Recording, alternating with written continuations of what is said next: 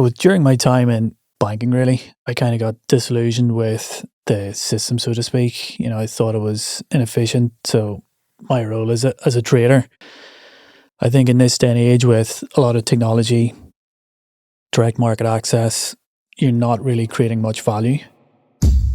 How are you? Welcome to the Entrepreneur Experiment podcast with me, Gary Fox.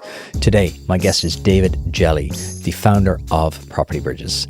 This episode is all about psychology and psychology of investing. Here's my chat with David. David, welcome to the pod. Thank you, Gary. Happy to be here. You've got a challenge for me. You boldly, off camera, said, I've got a challenge for you. Hit me. I do have a challenge. So I think you're investing 100 quid a week into crypto or 100 quid a week into the stock market. 10 a day into crypto, 10 a day into the stock market. So 70 a week into each. And are you buying single stocks? Are you buying an ETF or what? ETF. So I just want to do the Fortune 500. Okay. And then just Bitcoin. I'm very basic when it comes to investment. That's why you're here. You're going to give me the golden ticket for investing. So give me the challenge. So, the challenge would be we would open an account on Property Bridges. Okay. We would seed that account with some money. Okay.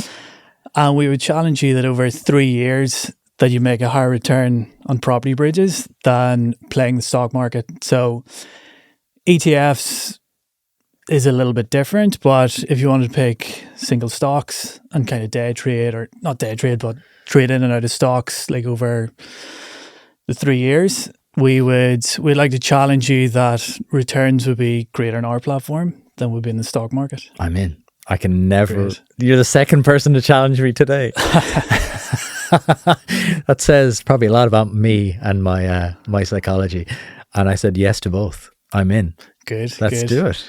Off camera, then we'll decide on the wager, then the amount that we're going to. We'll have to have a wage, but we'll have to have a forfeit as well. We'll have to have some sort of like forfeit that we both have to do. I think so. But there has to be a monetary value to it, because when you're day trading and there's no kind of downside risk, you trade differently. Yeah. So there has to be, like, when you're trading with your own money, you can make different decisions. So there has to be some kind of financial risk involved. Oh, 100%. There has, I've done all those kind of simulations, and I lose interest after like a day because it's not real. Like, I'm a very steady Eddie though. I just invest in like the same things, all the basic stuff like Amazon, Google, Shopify, Tesla.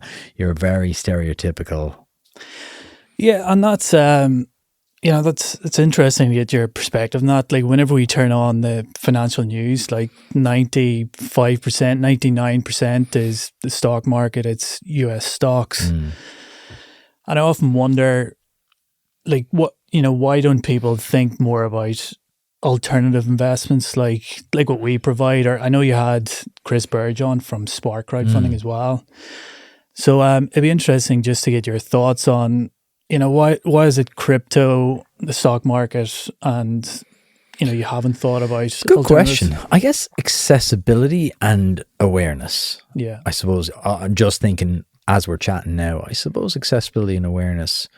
I remember when I started in crypto, a mate of mine, we're just having breakfast one morning, and I never knew what he did. Yeah. We'd go for breakfast every day, and he was a new mate. Like, we were training together, we were doing this program, and I would go for breakfast to miss the traffic, and he'd be like, I'll go with you in. I'd be like working away on my laptop, and he'd be just sitting shooting shit with me. I'm like, after about 3 weeks, I kind of felt I knew him well enough to go, what do you do?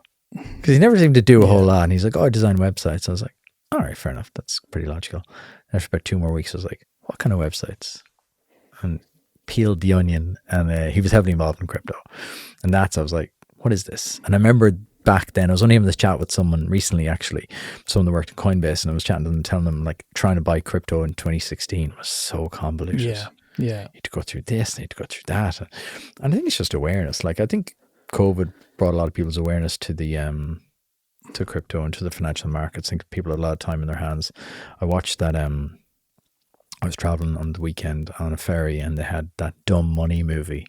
The movie about GameStop short. Yeah. It was actually really good. It was really interesting. It's really, really good. So I think it's awareness And accessibility, Mainly like you're right on, accessibility. like 'Cause people are afraid. yeah, Everyone's afraid to make very interesting stats. Actually, you'll enjoy this. I was only looking at it this morning. So 50 people, I think, signed up for my compounding challenge. yeah, And then after 4 weeks, how many are still active? 10, 4. Wow, yeah. And I'm even surprised at that because I've done loads of little experiments. It's the clue Yeah. is in the name of the pod. But I was surprised So at what that. is your compounding challenge? So I said, look, I'm going to do this. Yeah, Because I'm producing more kind of experimental content this year, because, Yeah. putting some skin in the game. Like you said, if you don't have skin in the game, you don't learn. yeah, So I'm always about having skin in the game. And it's just €10 a day. And I want to kind of like be more personally active in investing, learning more. Yeah. And I think I only learn by doing. So I was like, well, I'll do 10 a day because that's chunky enough to kind of make you sit up and pay attention, and then 10 a day into stocks as well, and just compare and contrast. And it got a good bit of attention and people were like all in, and then it dropped off straight away. yeah, And I just wanted to do it over the year to kind of go, I talk about Atomic Habits all the time. It's the book I reference every single week. People are sick of me talking about it, but it's just so powerful because consistency is one thing we all lack. yeah, yeah, We're all excited and everyone wants to be an investor and everyone wants to be financially secure, but we lack that foresight to go, how will this feel in a year? How will this feel in 10 years? And that's a great example of like, and this is an engaged audience. These are smart people. Like, people listen to the pod are super intelligent, as we know. yeah. And, they're engaged, right? The mostly business owners are aspiring business owners, financially savvy, but even at that level, people still drop off through fear and kind of like self-doubt, I think.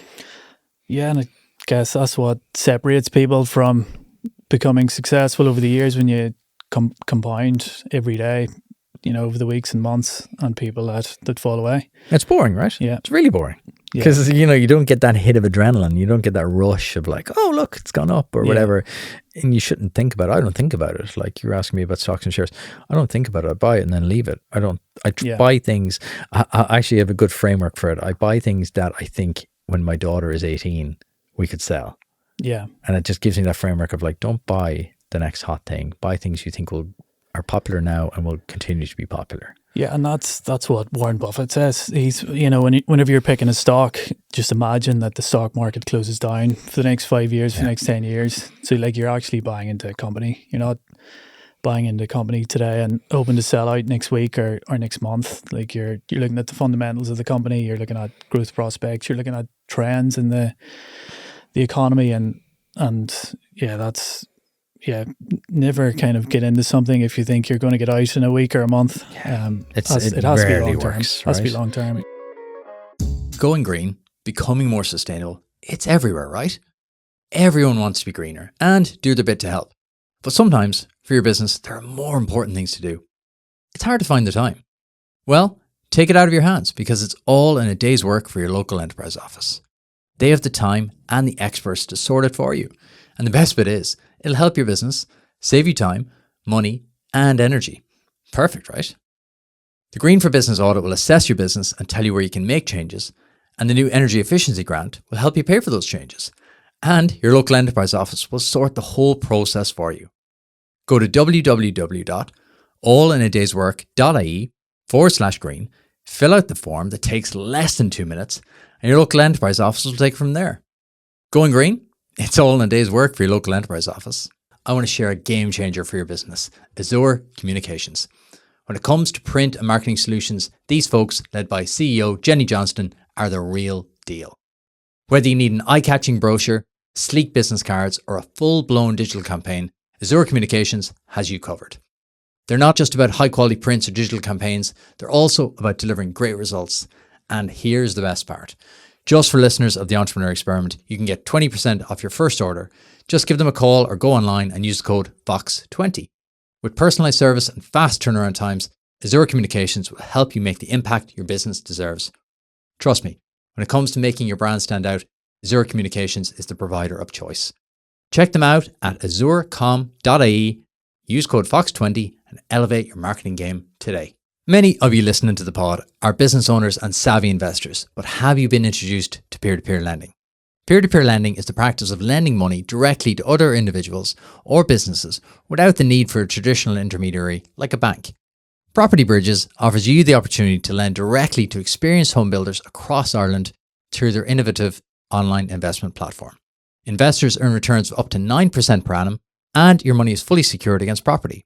To learn more, visit propertybridges.com. Property Bridges is regulated by the Central Bank of Ireland.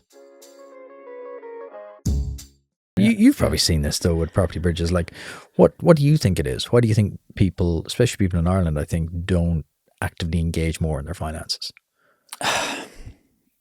Yeah, it's a tough one. I think the first thing to mention is I think there's 150 billion sitting in bank accounts at the minute. In Ireland? In Ireland, yeah. 150 billion. Yeah. So I think on a European wide basis, it's trillions sitting just in bank accounts. So that's dormant money. Sitting as cash, just in current accounts, savings accounts, whatever. Sitting as cash, not doing anything. And Charlie Munger, the famous investor, like he would say, like, show me the incentive and I'll show you the behavior. Oh, I love that phrase. It's one of my, I repeat myself on it all the time because I try make myself think about it. Yeah. And I try have incentives that I'm kind of almost forced to do. Yeah. Yeah. So I think tax is a big thing. I think tax on investment is penal at the minute. Yeah. So you're like capital gains tax 33%, going right up to 50% if it's income tax. So the incentive for people to invest just isn't there. So I think it's number one. I think culturally as well. I think people are used to, or people like the safety of a bank at a deposit account. Getting a couple of percent. People don't like taking the risk. And I also think there's a lack of options out there. Like if you look at the Irish stock market at the moment, like a lot of Irish companies are delisting on the Irish Stock Exchange, and so there'll be a lack of options, and as you say, accessibility. So if you're in the old world, like if you're with AB and if you're trying to set up a stockbroking account, a number of years ago that would have been difficult. But I think the younger generation now are kind of getting used to Giro, trading 212, like Revolut. So if you're banking on Revolut, you can just click a button, you can invest in the stock market like quite simply. That's what I literally said to people. I was like, look, let's just use Revolut for the first month or two to keep it simple. Yeah. It couldn't be easier. Yeah. It really couldn't. For good or for bad, like it really couldn't be easier.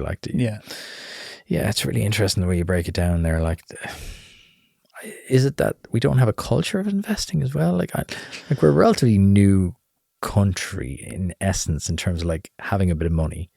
I think Ireland was piss poor until like the 80s, 90s, like 90s really. So like there probably isn't that generational wealth when you think about it. Yeah, I think that's part of it. It also depends on the demographic you're looking at. I think there's 150 billion sitting in bank accounts. I'd like to know, what the age of those people are that are sitting on most 150 million. I definitely think investing depends on your situation. So if you're a young guy or girl, you're trying to get in the property ladder and you've got a few grand in the bank and you're trying to scrape together a deposit, 50 grand, 70 grand to get in the property ladder, you're going to make speculative investments because making 5%, 10% on your money a year, you're looking at it going, it's going to take me 20 years to get a deposit together. I think if you're sitting on a few million, and this is kind of what we've learned since we set up Property Bridges, like if you're sitting on a few million or whatever it is, like getting 8%, 9%, 10% on your money with a good degree of certainty and protecting the downside risk by holding security over the property, that's a great return for people. So it just all depends on your situation.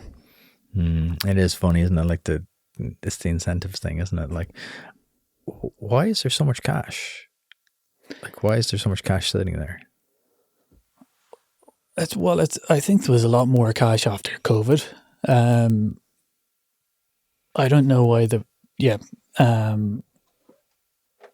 so I don't know what the reserves were pre-COVID, but certainly since COVID, the amount of money sitting on deposit has spiked massively. Have people stopped spending? Are people scared? I think it's cultural as well. I think, like, I was at a crowdfunding conference last week in Brussels, and a guy I was chatting to said that I think the average Italian might save 25% of their wages, where the average American will only save 3% of their wages, but there might be a portion of their wages that they'll invest as well. But I think a large part of it is cultural. That's really interesting. I actually was in Spain last week, and I was down in Marbella, like, and the money down there is just, and I actually went down that rabbit hole in my head going, where has all this money come from? Yeah. Mainly drugs, probably, in Marbella. But when you look at the generational wealth, I joke, but it's serious. Like, when you look at the generational wealth as well, like, a huge mix of cultures. So Italians, Scandinavians is huge down there. You can see it was generational. Yeah. You can just tell, like, you have the mum and the dad who are in their 60s, 70s, like, they've got the rich person tan. It's old money. Yeah, it's older money, and then you've got the younger generation coming through. But culturally, it's there. You can see that's instilled in them. Like, so how do we change that? How do we change that in Ireland if people are listening? Like, what do we need to do? I think financial education. I think, nowadays it's so easy to go on to YouTube or to read a book and to educate yourself in the financial markets. I think there's a lot of noise in the sector as well. So I think you need to critically think about it as well. Like, there's a lot of people, trying to sell you the dream of, get rich quick. That's the issue, isn't it? It kind of attracts these bogeymen of, like, people are so terrified of being scams because it does attract the kind of shiny characters, doesn't it? Like, but like, I would encourage people to invest, because that's how you learn. So, if you're in your 20s, like, open a trading account, like, buy a few stocks, like, learn about it, like, invest what you're prepared to lose. But at least when you're in the game, you're learning. But I do think something needs to be done with the tax rate. I think it's far too penal. I don't sell because I don't want to deal with it. Yeah. If I'm honest. Because I think, why am I investing if I'm then going to try sell out, then try, like, it's too much to think about. Yeah. So I just invest. I don't think about selling even if I think there's a better opportunity, I just don't think about selling because I don't have to deal with all that. Yeah. But there's I think the government have brought out a rule that if you own an ETF for 8 years, you have to automatically sell, or you're automatically taxed on your holding. So that's insane. It disincentivizes long-term investing. Stuff like that, you just kind of go, why? Yeah, I think we're a mature enough country now. We've got, for the first time, the country, like, has money. The citizens, like, have money. Like, if you look at America, I think the capital gains tax in America, I think you've got a 50 grand kind of threshold, and then over 50 grand you pay 15% capital gains. Okay. And then over 500 grand you pay 20% capital gains. I think the threshold in Ireland's something like 1,300 quid. Like, what do you sell? What are you going to do? Sell a good laptop. Yeah, more than that. And like places like Singapore, there's no tax. So there's a peer-to-peer company we know in Singapore that would have started kind of after us, and they're absolutely flying. So a lot of their citizens, just cultural, and also it's incentivized to invest as well. So we struggle with that. So I think it's all. Are we at risk of people leaving? Because, like, people are far more mobile after COVID. Like when I look around the streets now, we talked about Dublin, and we'll talk about it again in a couple of minutes, but there's not a lot of young faces. It's something I've noticed in the last, like, 6 months. Like, obviously the colleges are back now, so you've got the kind of, like, people from 18 to 22, say from 22 to 35. I'm not seeing many of those knocking around, and anecdotally you're kind of hearing of people, like, moving to Dubai, moving to Australia. It's like the old days of, like, going to London, going to America, like the old cliche days of, like, going abroad to make it. But, like, are we at risk of people, like, another brain drain? I'm not sure. I don't know. Like I went away in my 20s for a few years. Lots of my friends did. Like we all came back. I think that's been in the mindset for a long time. But I think there's still a lot of opportunities here, like more so than there's ever been. Okay. You've got a lot of good employment here, a lot of good jobs. Like, we see it when we're going out to try and find good young people to join the company. Like, it can be hard to get, young kind of Irish talent to join like a small startup, because they're off trying to get jobs with the Facebooks, the Googles, the Amazons. Is that a problem? You're not the first entrepreneur to bring that up. I don't with think me. it's a problem. I think when I was young, that's what I would have been doing. Like, you want to work for a good brand. Like, it is good for your career if you've spent a couple of years in a brand that people recognize. But is that a problem for people like you, like founders who are early enough stage that might have the capital, brand equity? Like, are you struggling to get talent? I think that I wouldn't say we're struggling to get talent. There's talent out there. There is talent out there. It's just like we're out in Sandyford at the minute, and we're maybe looking at taking on a few people. So we're looking at, well, if we're in town, would it be easier to attract talent? I didn't want to slander Sandyford there, but it's grim enough.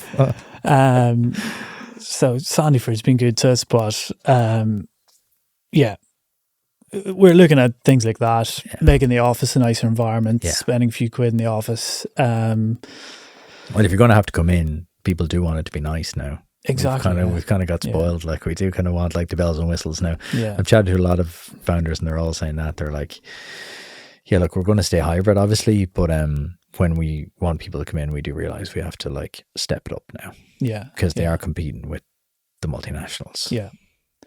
Big time, yeah. Like, it's funny, when I was working in my last startup, it was the guy that set it up was from an investment bank, so he's still old school, kind of like at the desk, 7 a.m, working to 6 o'clock. And at the time I joined, it was all kind of analysts in the company, so all from financial backgrounds. Then at the point we tried to hire software developers. Trying to get a software developer to come in at 7 was just like, it was impossible. So the people who come in say, like, I can get a job at Google, start at 9, free lunch, out the door at 5. Yeah. Like, why would I bother? On crazy money, like you have to be offering more than money. Yeah, so that was the funny thing. Like, that was the culture in that organisation changed, because you can't ask some people to come in at 7, other people to come in at 9, and away you go. And I think, it's a shift, right? There's a shift happened after COVID. Like, you wouldn't have dreamt of like 2 or 3 days in the office a week, whereas now it's the norm. This is something I want to unpack with you, right? Because I can't believe not enough people are talking about this. Yeah. Like, we've had such a shift, but I'm now starting to hear from people going, no, we're back in the office now, 9 to 5, Monday to Friday. I'm like, good luck with that. Yeah. Good luck with that. Yeah. Because it's almost like a fear has set in that they're like, we need to go back to what we were doing. Yeah. That somehow the economic winds have changed because they're not in the office 5 days a week. Like, how do you see it? Like, how do you see it playing out in the next couple of years? Well, for us, like, hybrid works for us.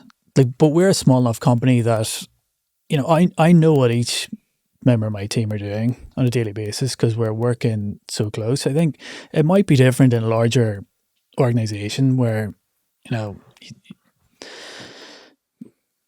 like, people, you might not know what your staff are doing on a daily basis. So it depends, and it also depends what industry you're in. Like, Elon Musk talks about it as well. Like, he thinks like hybrid work is a luxury. He thinks it's unfair. If people are cleaning or people are working in manufacturing, that they're in 5 days a week. But life's not fair.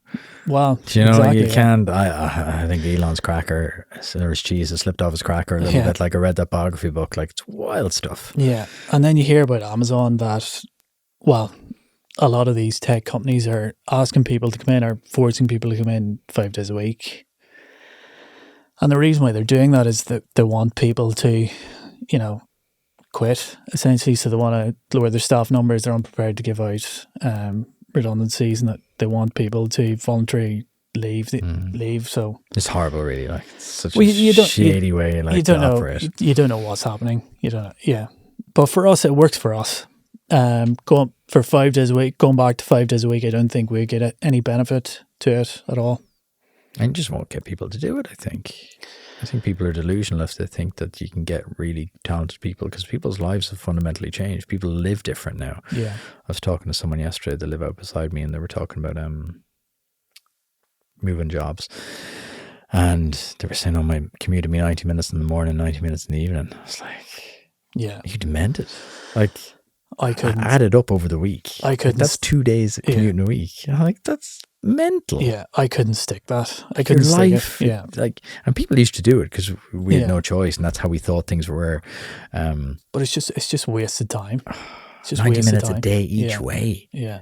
Oh my gosh. Yeah. Not Like someone like that's going to be much more productive in the office. much happier as well doing the hybrid Or sorry, thing much more productive at home. But doing the hybrid thing, even if you're in a couple of days a week, okay, can I stomach that? Yeah. But 5 days a week, 90 minutes each way, Yeah. not for all the tea in China, like not for Yeah. whatever the salary is, it wouldn't Yeah. be worth it. You'd probably do it for 2 years and then burn out. Yeah. No, I completely agree. Completely agree. Like when I look back at, like whenever I was working for the investment bank, I was at my desk for 6:30 in the morning, like every day. And because you're trading on the markets, like you're barely allowed to get out for lunch in case something happens over lunchtime. So what would your day would be like? So what time are you up? You're up at like 5. Yeah, you're up at 5. So this is in London, so you're up at 5. And at the desk for quick. 6:30. Quick, shower, change, breakfast on the tube, at the desk for 6:30. And then you're working till what time? Working at about 5, 5:30. Get home, something to eat, bed, rinse and repeat. Rinse and repeat, yeah. Yeah. That's definitely something you can only do for a period of time. How long were you doing that for? So I was doing that for a few years. So that was at one company's 6:30, but those other trading jobs I had, maybe starting at 7. So it wasn't much. Like I didn't really like the work environment. Like I like going out, meeting people, building a business, starting relationships. When you're trading, you're just looking at a computer screen. Mm. You're not meeting anyone. Yeah. Like on week to week, month to month. Like there's no conversations, meetings. You're not meeting any clients. You're a human AI essentially. Yeah. You're just making decisions. Yeah. So that was part of the job that I'm glad I'm out of it now. So where did the spark for property bridges come from? So during my time in banking, really, I kind of got disillusioned with the system, so to speak. I thought it was inefficient. So my role as a trader, I think in this day and age with a lot of technology, direct market access, there's you're not really creating much value in the job that I was doing and the part of the bank that I was working in.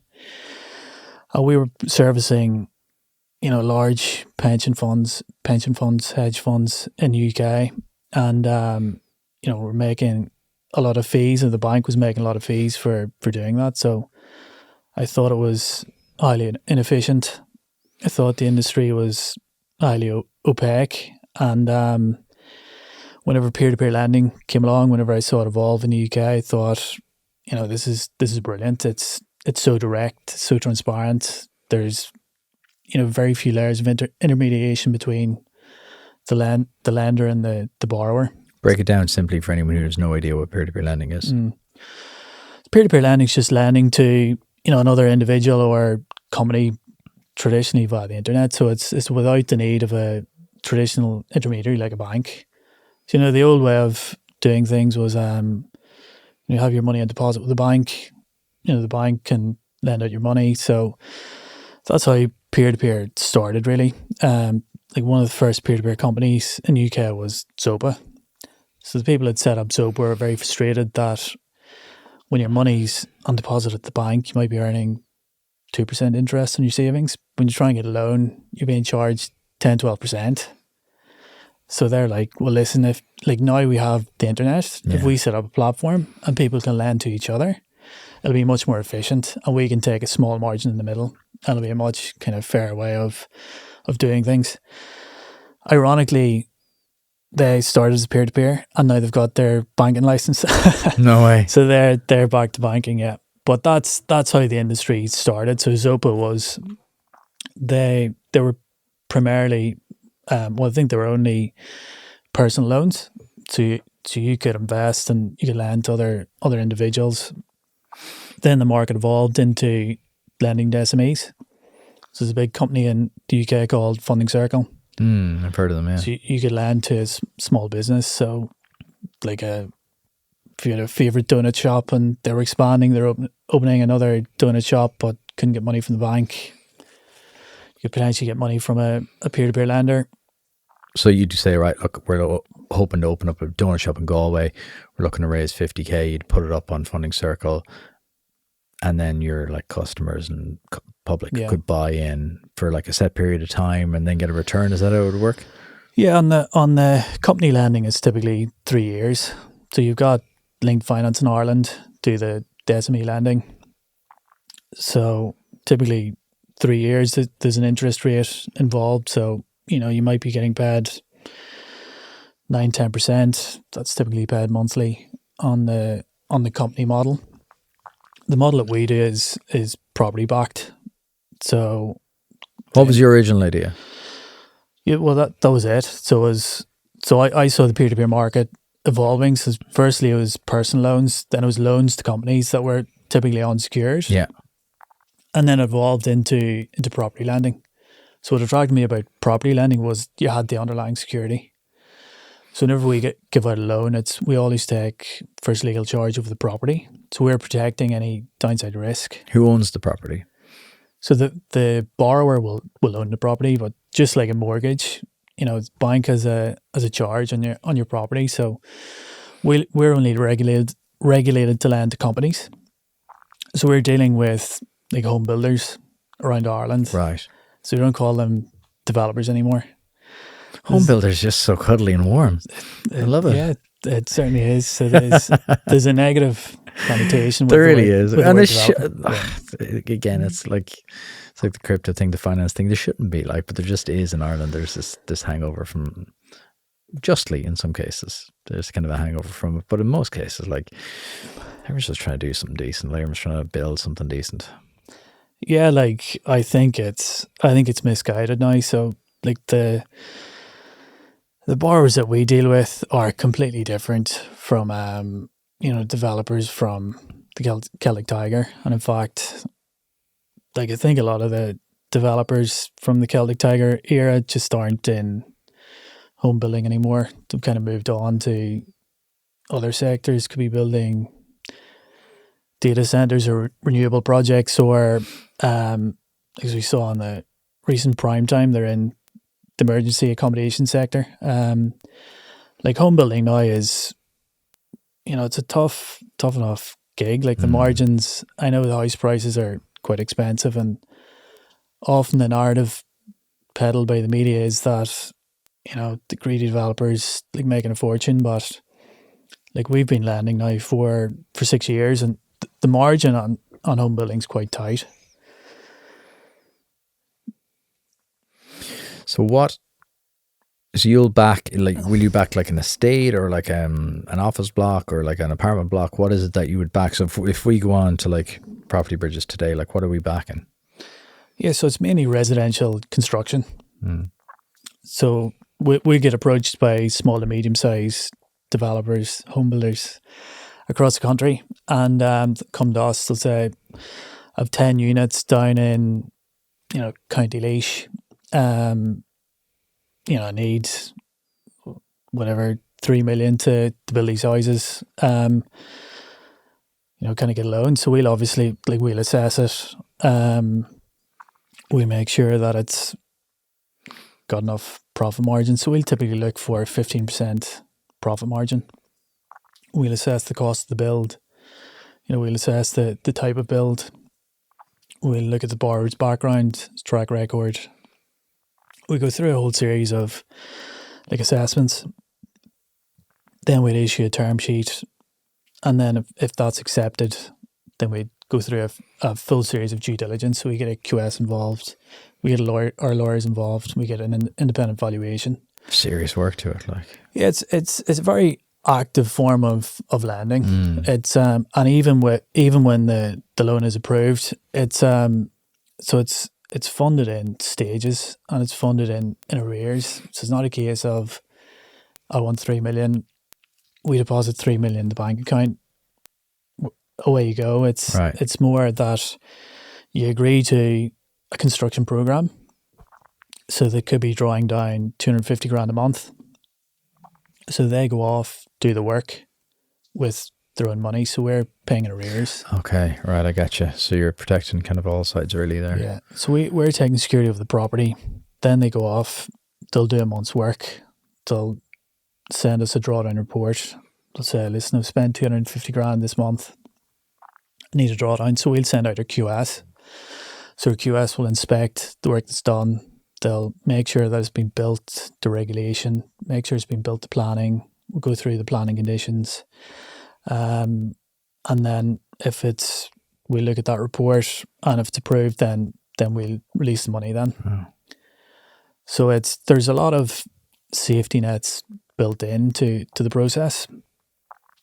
But like with anything, we're paying investors like 8-9% per annum. So when you're getting 8 or 9%, like there's risk involved. Yeah. And we put that all over the website. Like it's, you are taking risk. Like we think the risk is managed. We do the best we can to manage the risk, but... Well, when you see the levels of checks there, like you see the hands-on levels of checks, and Irish people still do have an affinity for property. Like we still do love it. Like we do have a passion for it. Like there's something deep within us. Like you just... I don't know what it is, about the psyche, but there's definitely love for property. And that was one of the other reasons why I set up property bridges. For a lot of people, it can be hard to access. So well, it's inaccessible for most people, being honest. I love watching the UK, like those flip programs in the UK. They buy a house at auction for 50 grand and then they have 6 months to turn around. I'm addicted to them. I grew up watching them. I was a weird kid.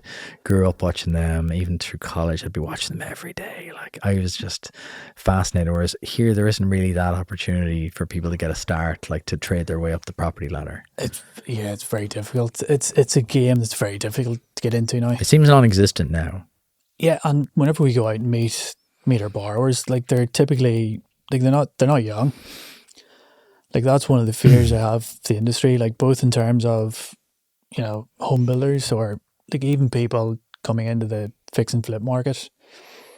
It's really difficult to grind out a profit in it, especially if you're a newcomer. And as well, even on the sites, there's not a lot of young people getting into it. There's not a lot of young people want to spend cold winter's morning bricklaying, and then you might be building a site in Laois today, then you build 10 houses, then your next project is an ROS or so it's hard to make the numbers work. People do think it's it's millions per. It's not really. The margins aren't there. It's only when I started studying how developments get built, and there's all the council contributions, and you have to build the roads, you have to build the storage, and there's so much. The housing crisis is just talked about so much in Ireland, and very few people put forward kind of rationale. So I was looking forward to having you on to kind of chat about it in more detail, to kind of understand it a bit, because there's so much emotion. So why is there such a gap between demand and supply? So I think it goes back to after the global financial crisis, we from 2008 to 2018, we didn't really build anything. We built 90,000 units in 2007, I think.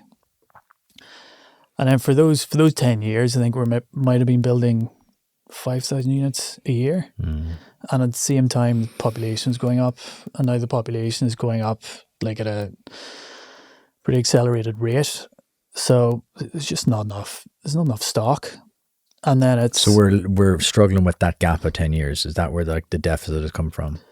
Yeah. And so we're struggling with that gap. And, even if we build 50,000 units a year, which it's hard to get up to that because it's not like a tap. It's, it can take years to get through planning. So there's a lot of friction built into the system. It's not something you can turn on quickly. Then you need the labour as well. and it's difficult. It's a difficult kind of industry to get into, and it's, you just can't turn on a tap overnight. So what's the solution? Is there a solution? Yeah, well, there's a few different solutions, a few like radical solutions as well. They're the best kind. They're the ones Yeah. that work. I have a specific question I want to ask you after this, but hit me with your radical first. Like I think they should completely remove VAT from new build homes. Like if you go to Northern Ireland, you go to other parts of the UK, there's no VAT on new builds. So like if you go north of the border, like my brother bought a house not too long ago, nice kind of 3-bed semi for 130 grand. Wow. You couldn't buy a shed. Couldn't even imagine that. Like. Yeah.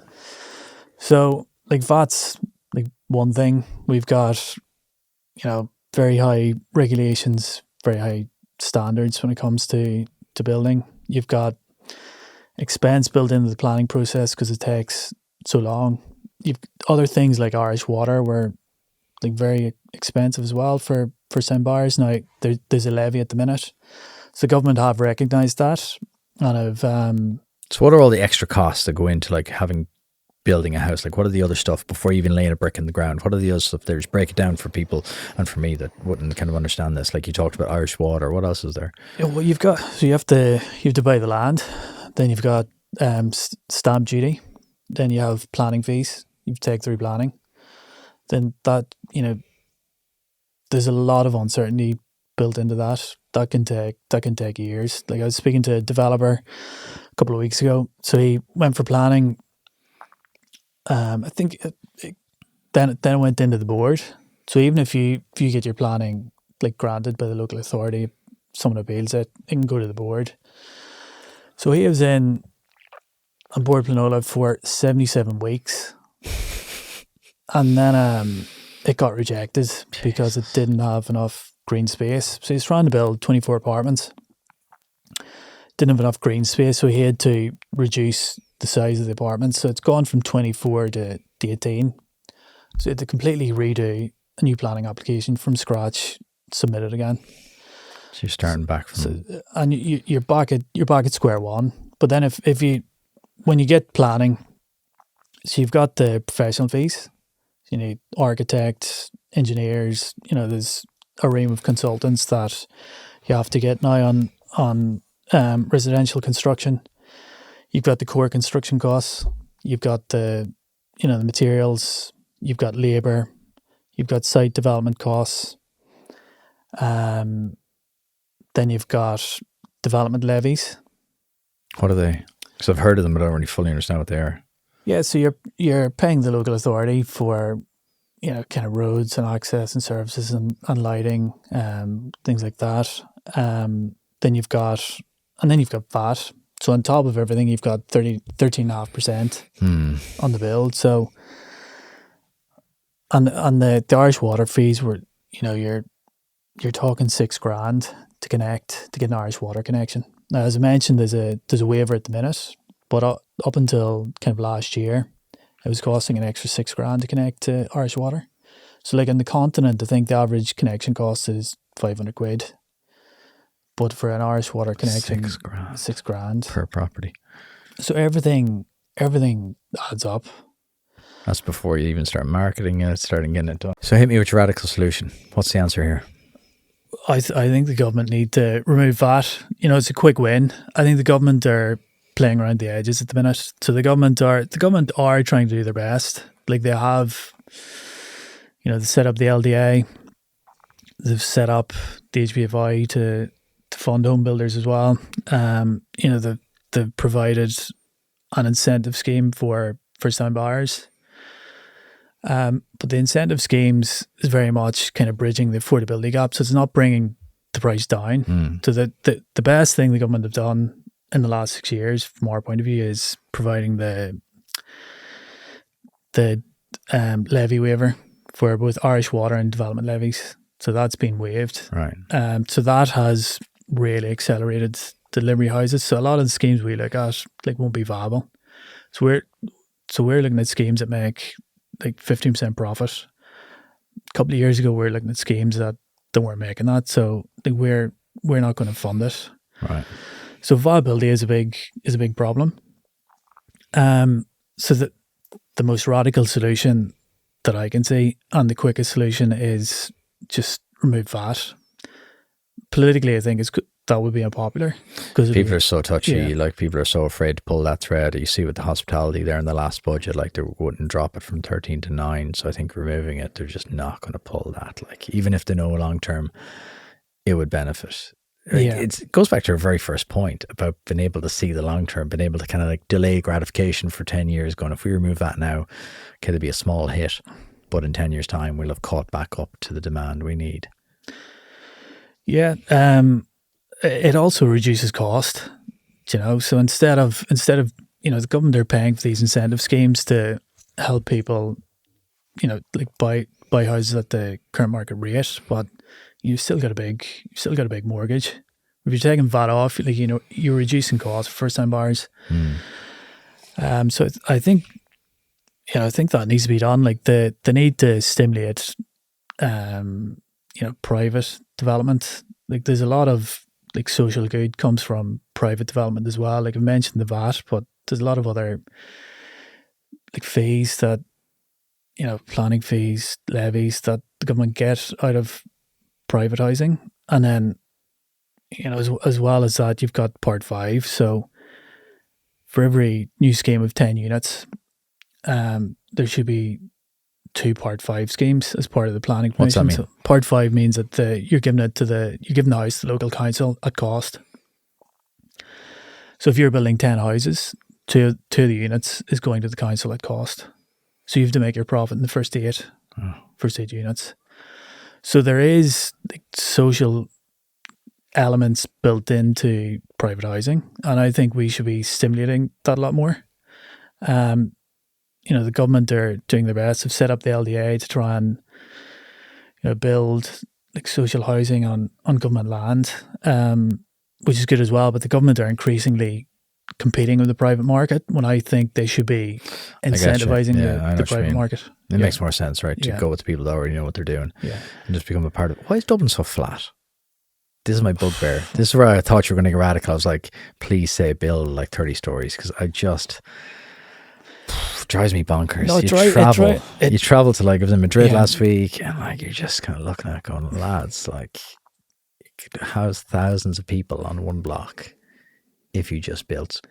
It makes no sense. It makes no sense. Like, Dublin should be building skyscrapers all over Dublin, and it really frustrates me that it's the NIMBYs of like, oh, protect Victorian Dublin. Yeah, we're not talking about knocking down like Victorian. We're not knocking Merrion Square here. Keep the Georgian quarter, but out near the docks, just build. It's so backward. It drives me absolutely mental. You go to Manchester, go over to Manchester a lot for the football.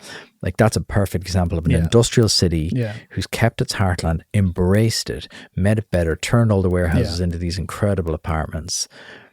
But they're building these giant, like, mini cities, and people go on about, like, we talked about earlier, about Dublin's dead. Yeah, it's on its knees in terms of like, people aren't coming into the city anymore.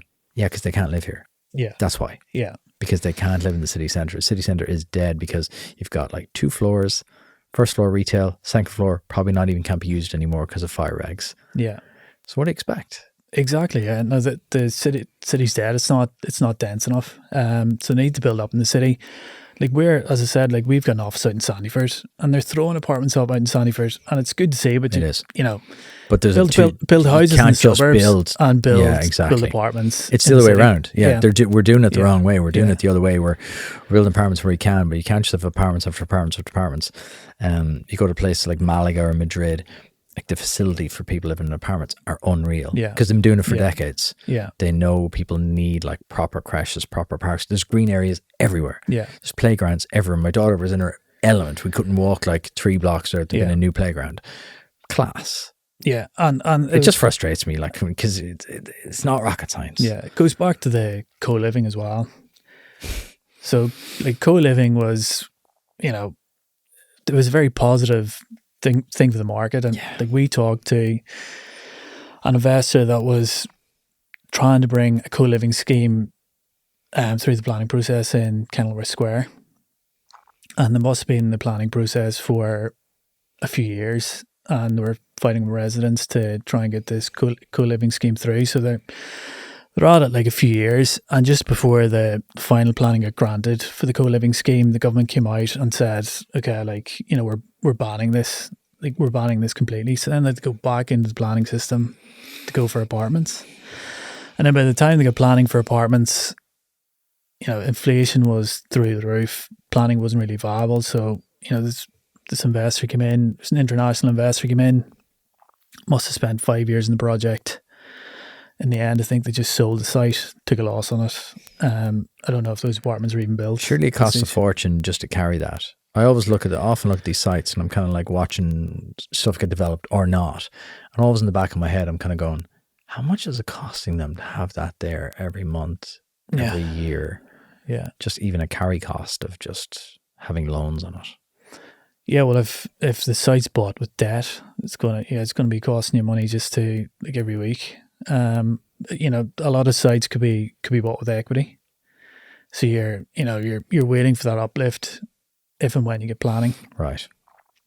But if you don't get it. Yeah, it's worrying. It is worrying. So let's talk about good things. What are you seeing in the market with property bridges that gets you excited? What are we seeing? Well, you know, there's a lot more units getting developed. So whenever we got into the game in 2018, I think we were building about 20,000 units a year. We're now up to, you know, 35,000, 40,000 units per year. So that's a positive thing. You know, we're attracting more international investment as well. So, like, from a property bridges point of view, you know, we've developed a track record. So we built a retail platform, developed a track record with retail investors, and now we're attracting some international institutional investment for the platform. And then as an industry, we just became regulated last year with a central bank. So peer-to-peer lending, crowdfunding's become regulated now across the European Union. So what does that mean? As a whole? So, well, it means that, I guess, it's a stamp of approval from central bank that, you know, we're following the regulations, that we're running the company correctly, that we've got a capital reserve requirement as well, so we're more robust as a company. We've had to hire a couple of people in the company, so we've had to hire kind of an independent director to make sure that, you know, we're following the compliance and everything else. So I think investors should have more confidence in the company. But because it's European wide regulation, that means we can expand a lot more easily. Okay. So we're looking at going international. Amazing. What's on the horizon? Can you reveal? Well, we've got a market discovery grant from Enterprise Ireland, which is a massive help to us. We're looking at entering the Portuguese market. Cool. Yeah. Okay. Doesn't hurt that that's going to be your place of having to go down to Portugal every now and again. It's a strategic bit of lifestyle design there. Yeah. That's cool. So if people are looking to get involved in property bridges now, like, what can they do? Like, give us an idiot's guide to get involved here. It's very simple. You just go on to the website, sign up. There's a onboarding process when you sign up, and you can invest from €500. Okay, so it's very achievable. Then. Yeah, it's really very accessible. Really accessible. Yeah. And what kind of stuff can they back then? So small developments. So residential schemes of anything from 2 units to 20 units. And they can pick which one. Can they pick which one? Yeah, so it's all loan by loan. So it's not a portfolio basis. Oh, cool. So you can kind of you can go, okay, I'd like to back this in this project here. Yeah, so you sign up. We put all the information on the website, so it's very transparent. So we would write a credit paper for each loan, so investors can read about, you know, what the project is, what the borrower's background is, you know, what the exit plan is, and things like that. So people can fully assess the scheme before they get into it. So the development loans, we also provide, you know, there's some fix and flips up there as well. So people that are buying properties, renovating it, you know, renting it out, then they're refinancing with a mainstream bank. Okay. We provide some bridging finance. We've funded, you know, some offices as well. So acquisition finance to purchase an office, get it leased, get it refinanced. But our bread and butter, about 80% of our funding does go into residential construction. So we're focused on the construction side of things to try and alleviate the housing crisis in some sense, and that's what our lenders love as well. So like our lenders very much seem to be interested in getting a return, but also providing a social good as well. So I think we've funded close to 1,000 units since we've started. Okay. Yeah. That's chunky. Like that makes a real difference. Like that makes a real impact. Yeah. So on like a wider scheme, it's a drop in the ocean, but for us, like starting from standing start, it's huge. So, what's your goal? Well, like our goal is really it's a modest enough goal to generate wealth for the people that invest with us, but also to provide fair finance to the home builders we deal with as well. What about you though? What's your own personal goal? What would you love in 5 years if we're sitting down to have another chat? Like what would you love to have done? Yeah, that's a tough one. What we've achieved already is surpassed where I thought we'd get to on day one. Yeah. Why'd you become a founder? I always had a burning desire to set up my own business. It was always a burning desire. And then peer-to-peer lending just seemed like such a natural fit. Like I worked in the financial markets. I thought peer-to-peer lending was a real fair way to lend money and to generate wealth for people. Like I thought both the lender and the borrower would benefit from the whole arrangement. Whereas when you're putting your money in the bank, getting the 2%, borrowing from a bank, getting charged 10%, I just thought people, a lot of it was opaque. People didn't, especially with pensions and pension funds, like it frustrated me a bit when you were signed up to a pension and you didn't know where you were investing. There's some hedge fund manager in London investing your money, you didn't know where it was. It's a shocker. Like it's on my list. I have these things. I have a blockages list. Yeah. I work through them every so often, and that's next up. Yeah. My bloody like.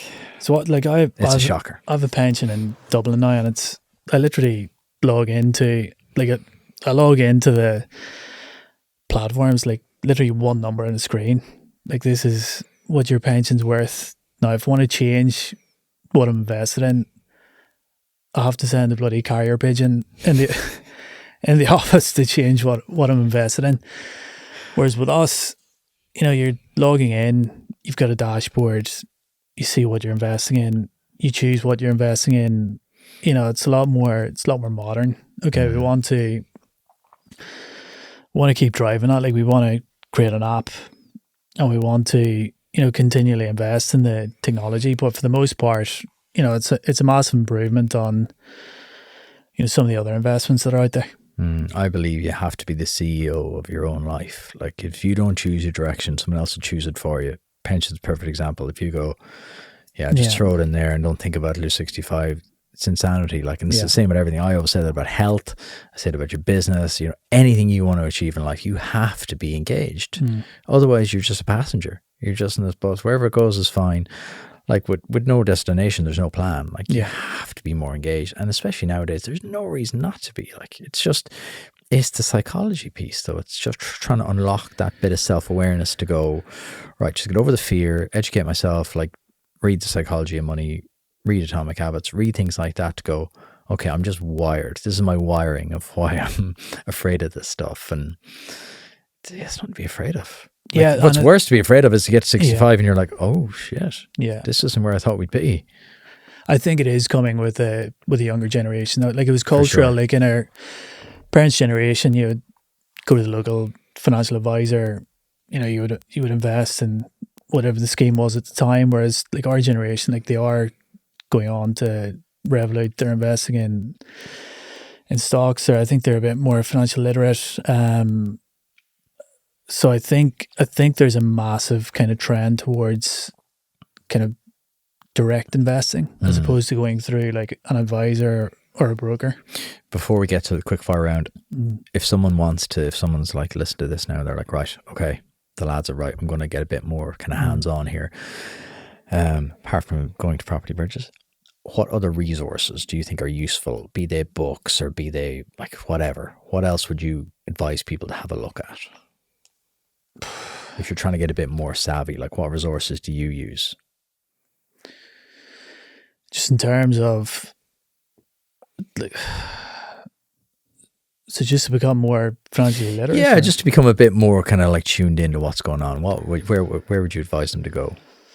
I think you could start maybe with the likes of CNBC or Bloomberg.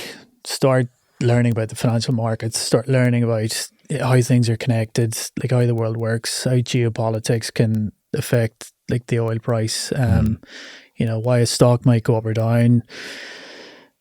But I think it's important to, listen to the really, because we were saying like there's a lot of noise out there as well. So, look at the really successful investors like the Warren Buffetts, the Ray Dalios, to look at what they're saying. But I think with investment, you have to do it yourself as well. So I'd encourage people, like I set up an online trading account like in college, I think, and invested in a few stocks, lost a lot of money, kind of learned a bit more about it. And it's only through doing that you gain knowledge from it. 100%. Couldn't agree more. You just get involved. And even like the thing I'm doing, like it's not massive money, like, but over the course of the year, like I did a coffee to crypto thing during COVID. I was like, right, I'll substitute buying my morning coffee for putting it into crypto. It was just a bit of fun. Yeah. But like at the end of the year, a couple of grand, just purely from compounding and just putting it in every day and just being engaged. And I learned more in a year than I would have ever just like reading blogs. Like I agree with you 100%. No skin in the game, no action, no learning. Yeah. Right, quick fire round. What book would you recommend every entrepreneur or investor read? Yeah. Shoe Dog. What everyone says. I think Shoe Dog. Shoe Dog. I should be on commission from Phil Knight. I should be a Nike sponsored athlete at this stage. Shoe Dog is the best business book I've read. It's brilliant. But listen, everyone says Shoe Dog. So I was reading an interesting book recently called The Price of Time, which I've heard of that. Goes through interest rates from Babylonian times to present day, and it discusses Price of time. The price of time. That sounds cool. Yeah. What's something you have to learn the hard way? I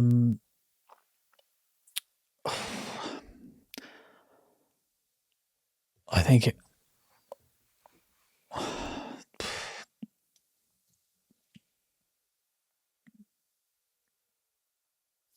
I'm not sure on this. You've stumped me here. I know it's probably too many to pick. People are always like, oh, that's so much. Yeah. Where do I even start? Yeah. And there's, to a certain extent, like sometimes you have to learn the hard way as well. Like if it was easy, everyone would be doing it. Like if you learn a hard lesson, you're gonna remember it. It's like we said about the action. If you don't do the investments, you're never really going to learn. Like you're not just going to read about a Tesla stock and go, oh, I understand now. Whereas if you've lost, you've gained. Yeah. Yeah. So what you learn the hard way is just to be involved, get involved. What have you sacrificed to achieve your success? Yeah, get like the normal stuff that other people say. You're sacrificing like a bit of fun, few holidays, like time with your friends. At the time I set up the business, I didn't see it as a sacrifice. Like I had a lot of fun in my 20s, and it's kind of coming towards my mid 30s. So, I didn't see it as a sacrifice. Like I told you that for the NDRC program, like I packed the bags, moved to relocated to Waterford for 3 months, and just gave it 100% to launch the business. But at the time I embraced it. I didn't see it as a sacrifice. I like that. I like that attitude of just go all in. Yeah. Just embrace it, and for good or for bad, see it as an opportunity. Hopefully you're listening to the pod and you're feeling inspired. Maybe you want to do new things in your own business, or maybe you have that brilliant idea you've always wanted to bring a little bit further and see if it works. So why not right now? You listen to the majority of the guests in this show, and they've been helped by the local enterprise office at some stage in the journey. They have something for everybody.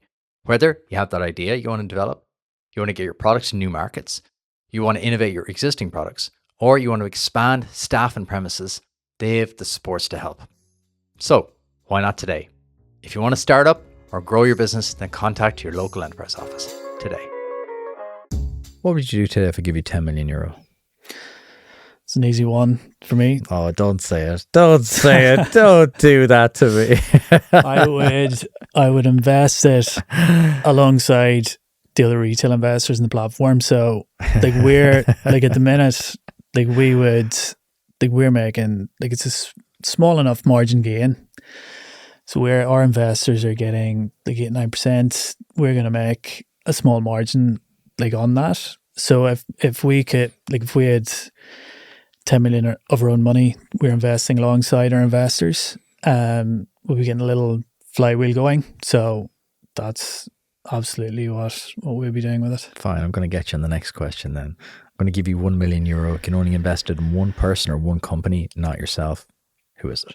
Yeah. So I thought about this question as well, and I would invest it in some kind of construction technology. Because as I mentioned earlier, like they're getting labour on sites now is very difficult. There's not a lot of young people getting into the construction game. So there's a company called Hardcore Technologies, I think, Okay. that recently built the first 3D houses. I think it was in Dundalk a couple of weeks ago. Cool. So I think we're definitely going to move towards modular construction, 3D printing. It's really cool. Yeah. When you see, like, I fall down the YouTube rabbit hole quite frequently on those, like in the factory in Germany, and they're just making the house. I watch Grand Designs all the time, and it just comes on the truck, and they're like, it's like adult Lego. Yeah, like 2 days to the house up. You're like, that's the future. Yeah, no, it definitely is. The way we're building today, it's not. It feels a bit archaic. It's not going to be right. That's like literally brick by brick, breaking their heart, breaking their back. In the muck and gutters, the depths of winter, like it's not. Yeah, there's better ways to do it. Modular housing investment. Okay. If you're starting from zero in 2024, what would you do? Yeah, probably something with less regulation. With me, like with property bridges, it's kind of half online, half traditional. I think that's maybe the era that like I was like born in the 80s. Like I'm not like the internet was only a thing whenever we got into our teens. Yeah. So I think something purely software for me. I don't think I could do it. So it'd have to be like a hybrid of some kind of online business with a bit of tech, bit of innovation, but like something tangible as well, something with a real world kind of impact, or a traditional, semi-traditional, semi-online. What do you believe that other people will find strange or strongly disagree with? Yeah, this is a tough one as well.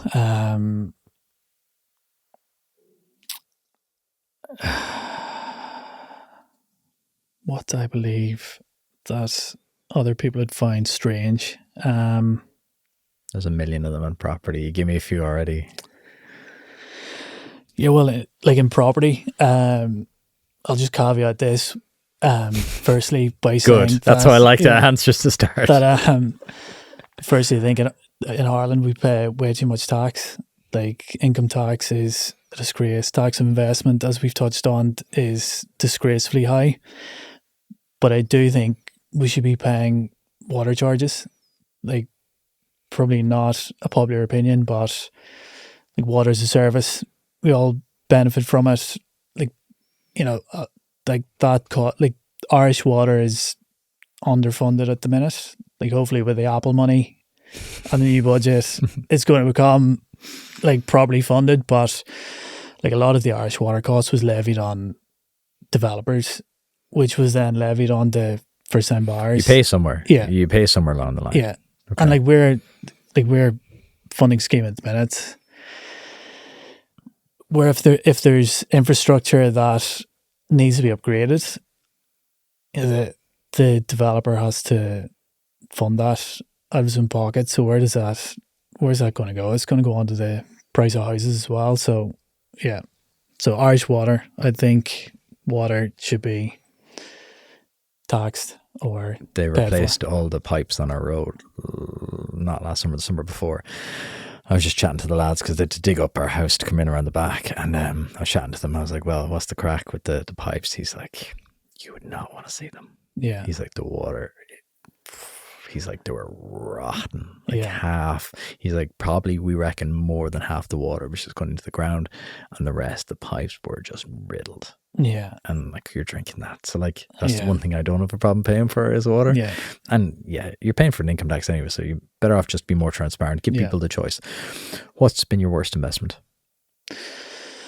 Probably trying to beat the market in my 20s, as I've discussed. Trying to like make a quick buck, playing the stock markets. Like it's pretty much a fool's game. Kind of learned the hard way. But you know, it was good learning. Didn't have a lot of money in my 20s, so I'd rather learn kind of when I'm young. Time in the market, not timing the market. I always say that Yeah. to myself. So definitely trying to play the stock market and come out on top. It's What's been your best investment then? 100% just investing, taking all my savings, every penny of my savings, and putting it into property bridges. Starting it up. Yeah. So you know, I didn't have a lot of savings to go into it, but put it in, launched it in 2018, raised money, and a few years later, it was a significant valuation. So without a doubt, yeah, property bridges. Nice. What's your final piece of advice to every founder or aspiring founder listening? Yeah, so I don't think I'm qualified to give advice to existing entrepreneurs, but for aspiring entrepreneurs, I would say that like there's always an excuse. There's never a right time. You just have to go for it. Especially whenever I took the decision, I didn't have a mortgage, didn't have kids, and I think it's a little bit easier at that stage. But just go for it. If you have an idea and you want to make it happen, you know, don't wait till tomorrow. I think that's the most powerful advice you can kind of ever get or give, because the minute you start thinking, there's a million reasons not to do it. You talk yourself out of it very easily. Yeah. You always get that burst of ambition and the burst of energy. And most founders say it to me like, they're like, if I knew now what I knew then, oh my God. I was like, yeah. But you need to not know. Because if you knew, no one would start a business. You need to be a little bit naive. I think as well. You need to retain that though. The best founders I meet still have that curiosity. Yeah. And still have that naivety. Like it's kind of a mixture of both. You have to have that. Yeah. So what's life about? Life's about having a bit of fun, building something cool, having a bit of crack, enjoying your life. Like otherwise, what's the point? Yeah. I think you need to get into a mindset as well that if you want it badly enough, like you'd be okay if it fails. So if you try and it fails, that you can reconcile with that. Exactly. For a very long time, I didn't want to do something unless, it was a sure thing.